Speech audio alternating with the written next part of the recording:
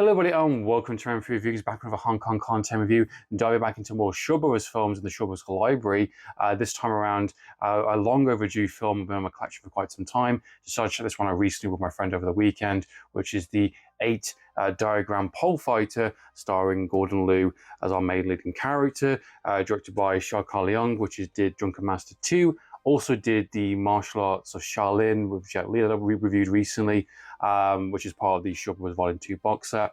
And also did the infamous 36 Chamber movies, which I very much want to check out after watching this one for sure. The film also stars Alexander Shang, which is the final appearance from that act, which unfortunately died during a car accident while making this film, which kind of led to major rewrites during the film and a very interesting kind of production history and an ultimate very different film by the end of what this film came to be. And this film releases the 88th film edition, which is part of the kind of Asian collection. This is spine number 25 of that set. I believe it's been out for quite some time. I don't know if it's a brand new release or what a newer releasing compared to the last one they did, but it's definitely one of the newer ones for sure, which has the slipcase there. Want to see the back artwork? There you go. And you get the disc, get the poster, and you also get the alternative artwork if you want to switch it around, which sometimes I do, sometimes I don't, just depending on which artwork I prefer. 8 Diagram Pole Fight is a very infamous film for kind of Shaw Brothers, one of their very last movies they did before transitioning over to kind of TV productions. Shaw Brothers towards the end of the 80s, going into the 90s, were more focusing on kind of TV productions, closing down a lot of their kind of, big studios for big directors they've been working with for a long time, which is why you've got a lot of experimental movies, a lot of really big high budget ones that are really kind of pumping out, not just within the kind of the black magic, kind of spooky side of it, but also the thrillers and the kind of period movies and martial arts kind of movies that were coming out during that time. And you get some really kind of brilliant ones in that kind of mix.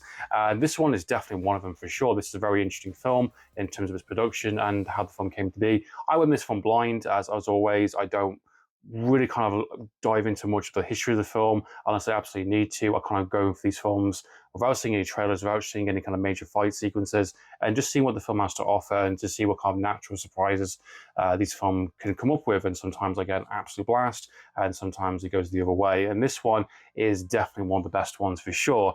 This has a brilliant director, which, I've barely scratched the surface of that kind of filmographies, that guy's kind of filmography. There's a lot of movies that are on my list for sure, and a lot of them I've got access to, part of the Shaw Brothers Volume 2 set, and many other kind of releases that's already been established. But I'm not sure if this one came first or if it was the 36 Chamber movie that came afterwards. I'm not too sure, but regardless, this film was pretty goddamn good. It's based on a book, and it is a very interesting kind of classic kind of period tale about this clan that's basically been kind of ambushed and kind of targeted against this kind of beachside, very noble kind of, proud kind of class of kind of warriors, essentially. This kind of the very famous kind of 8 diagram pole fighters. They are all brothers, and they're introduced in a glorious fashion within the start of the film.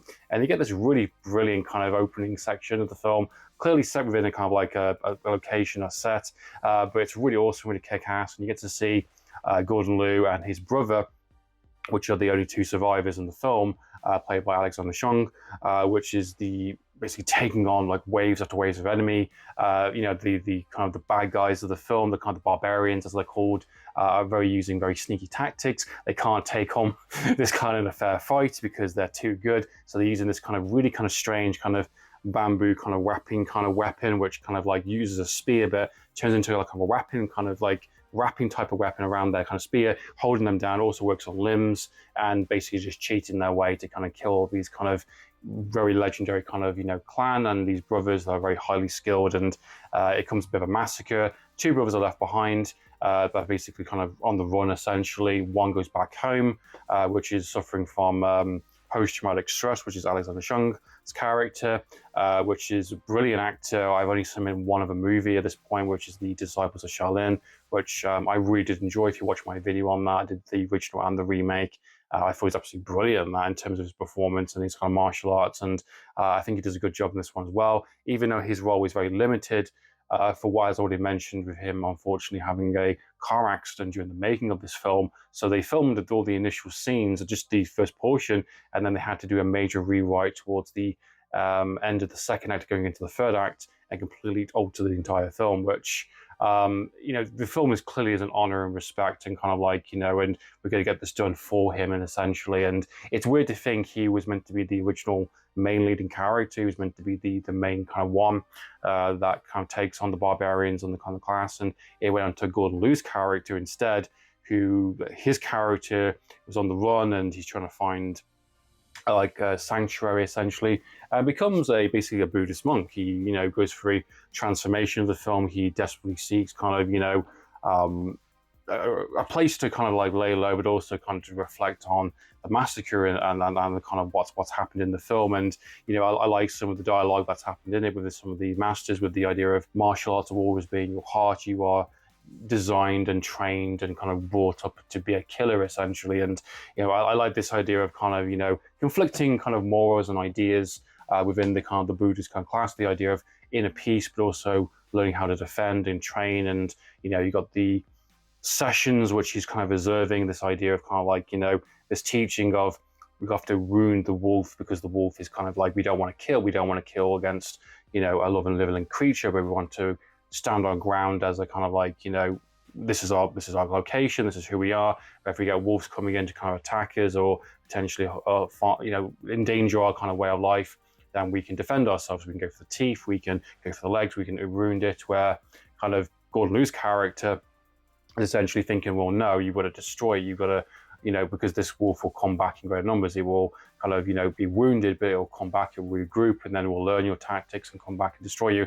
So you've got this kind of different kind of ideology in terms of how one has grown up or how one the teachings are. And it kind of makes for an interesting kind of, philosophy kind of talking point throughout the film, which I quite like. And, his character is going through a complete transformation in terms of, dealing with what's happened with all of his brothers potentially being killed, doesn't know if any of us are survived. And he, changes who he is and earns the respect and kind of honor for the other kind of Buddhist kind of monks that are stationary there, which I quite appreciate, which leads into the amazing third act. You've got the other supporting characters and the other kind of tribes and clans that do have the other kind of clans that are established in the film. It's quite interesting. There's so many kind of different clans and so many different types of characters that even like almost like 40 minutes into the film is still introducing new characters with little title cards and who they are, their position in the film. There's a lot kind of presented, and this is like an hour and a half movie.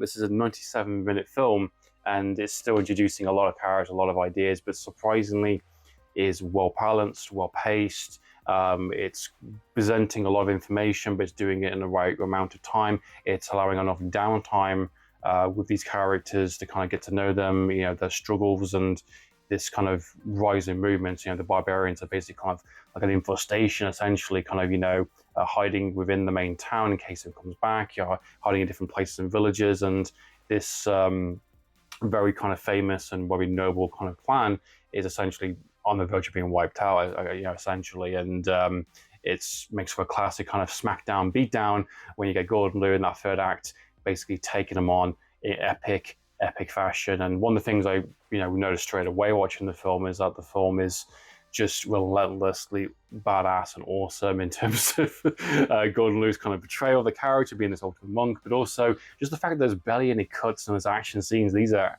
actually the actors doing themselves. They've got the training, they've got the skill set. They are doing these amazing long takes with barely any cuts. You can just count how many cuts that are happening within each scene, which are not many, kind of thing. And it's got doing some really crazy kind of wild kind of wire work and kind of stunts, and it's very creative, and it has a really good kind of like hurrah kind of moments, which is really, really awesome because the film is putting the squeeze on these characters so much, and the threat is so overwhelming and looming over them in terms of how bad these bad guys are and how relentless they are. It definitely is good to see kind of a triumph and triumph of them. And you get some great scenes in the process with bamboo sticks and other poles and how, knives and all sorts. There's a great scene, which I think is absolutely hilarious, when he fucking kills people with bamboos and during the kind of the third act, and he kind of like takes the 2 bamboo sticks and kind of throws it as he's walking like a badass motherfucker.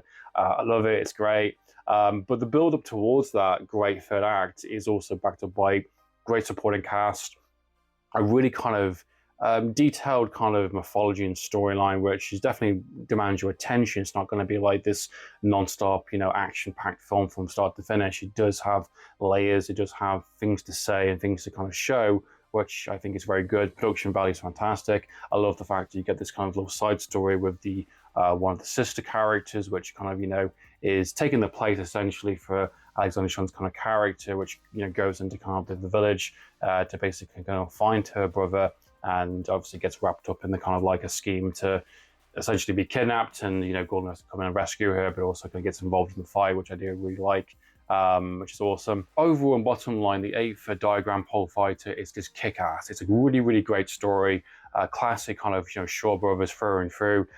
Especially the fact this is like a mid-80s film. It definitely knows what a contemporary 80s film needs to be, because obviously you're contending against the big players of this time with Golden Harvest, doing the police story movies, Jackie Chan, and there's a lot of contenders out there. And the fact that Shaw Brothers can deliver this level of quality, despite the fact of what happened with one of the actors dying, being the fact of major rewrites, being the fact of trying to keep up with the big popular kind of themes and ideas. It's great to see a film which uses its primary kind of forms, weapons with being the pole. I've seen bits of this kind of used within different movies. Uses kind of like a small action scene here or there. Various kind of actors and actresses have done it, but a whole movie based around it is awesome. There's not many of them. I know the 36 Chamber movies are kind of infamous maybe potentially for that, but I haven't got around to watching myself yet. But in terms of a movie package, it's great. It definitely demands your attention. I think it's not an action-packed film from start to finish, but it has a really rich kind of story. It has great characters. It has great kind of tension throughout the film. Beautiful production designs and so many great extras. It's great to see a whole screen full of just people in costume, just doing these amazing kind of stunts. Barely any edits. You've got all this build up to an amazing kick-ass third action set piece, which is truly incredible and definitely a highlight. Probably something that's been shared and kind of all over YouTube and various kind of Hong Kong posts. So what are your thoughts and opinions on the 8th diagram pole fighter? Which is better, which is this one or the 36 Chamber movies? Are they better movies? I'd love to know your thoughts and opinions, guys. Please comment down below. So meantime, guys, Amphlett Reviews, signing out.